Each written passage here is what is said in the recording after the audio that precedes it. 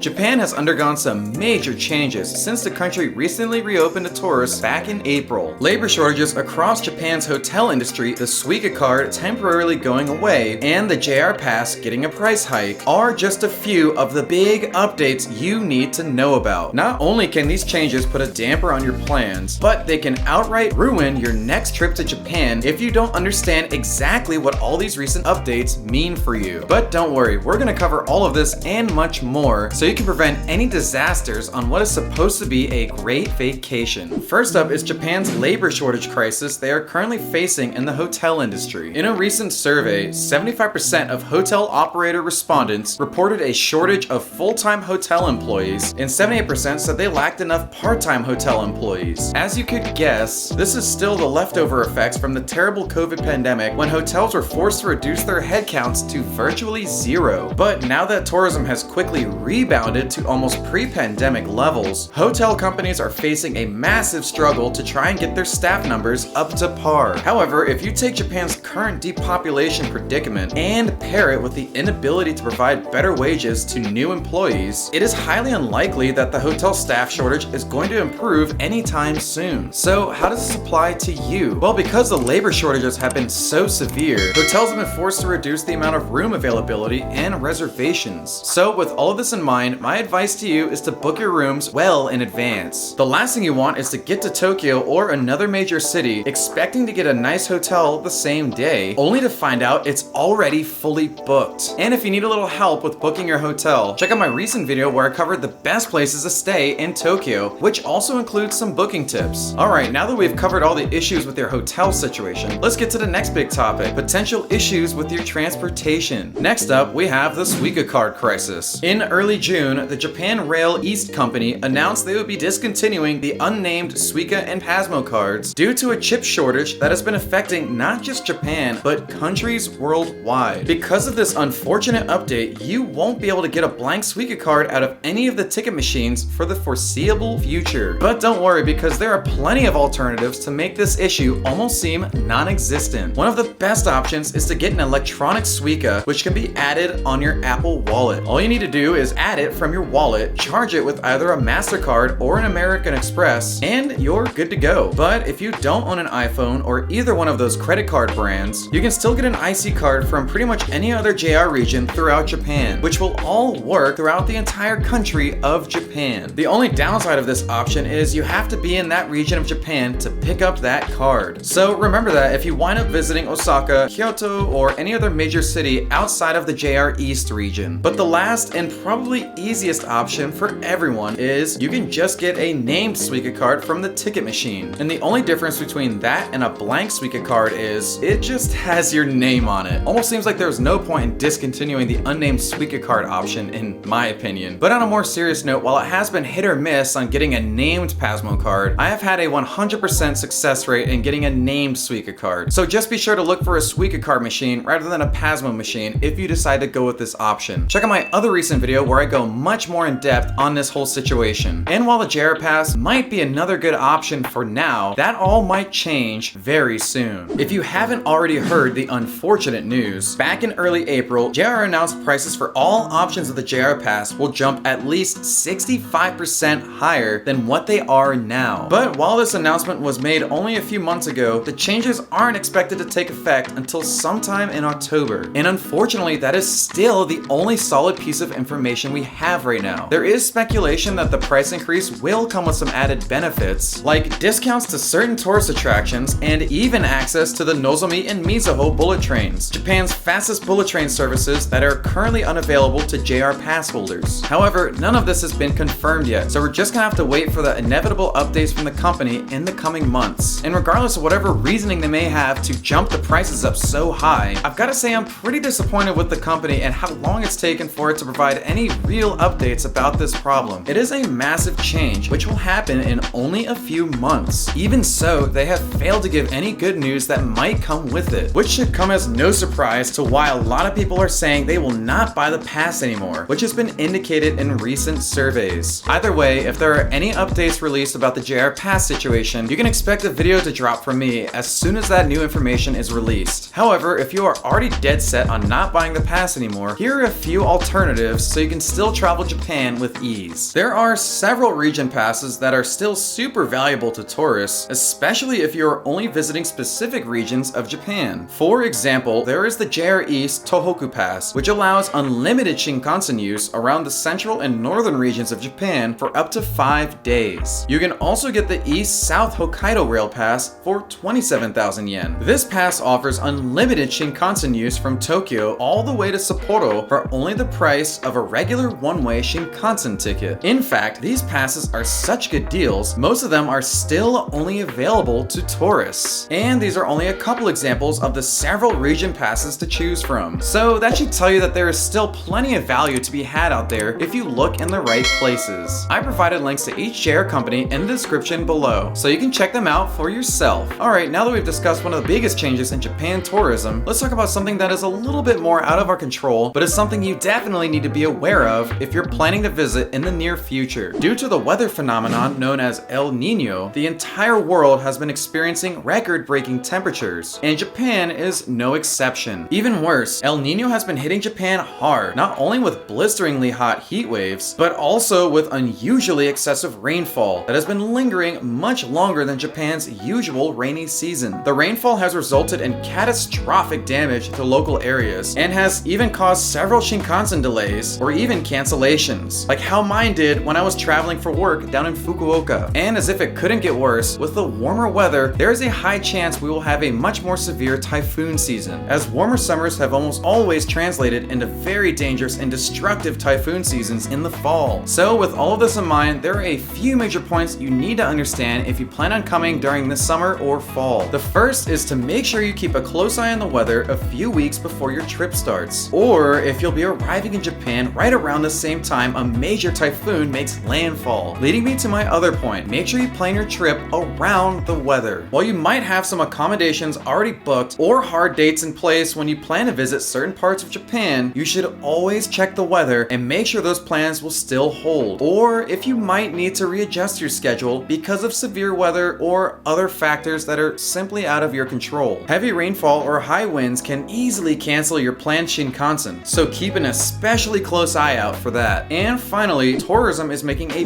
big comeback in Japan. Over the past few months, tourism has jumped up to about 70% of pre-pandemic levels, with April seeing its numbers almost surpass 2 million monthly visitors. That's a big deal, especially when you consider there were virtually zero tourists getting into Japan this time last year. And with this big influx of tourists, I have seen some massive lines and absolutely packed streets around some of Tokyo's biggest tourist hotspots. And if you combine this with the shortage of hotel staff, you better believe there will be an increased risk of your favorite hotel being booked for when you want to visit. This is why I really emphasize to book your hotels in advance, at least a couple weeks before, or at least a few days before you plan on staying there. Because the last thing you want to happen is you scrambling to book hotels the day of and being forced to either pay for a really expensive hotel or booking a really bad hotel which has gotten less than stellar reviews. Also, another tip, if you plan on visiting any of the major tourist attractions, not just in Tokyo, but anywhere in Japan, I would highly advise you to check them out in the middle of the work week. Weekends in Japan's major cities can be a total nightmare with the crowds and long lines. So it's best to save the weekends for the more hidden areas of Tokyo, or taking a day trip outside of the city, which I have plenty of videos about if you need some ideas to avoid the crowds. If you found this video useful, hit that like button, subscribe for more content in Japan, and check out my affiliate links in the description below when you plan your next trip to Japan. Alright, that's gonna do it, and until next time, I'll see you then.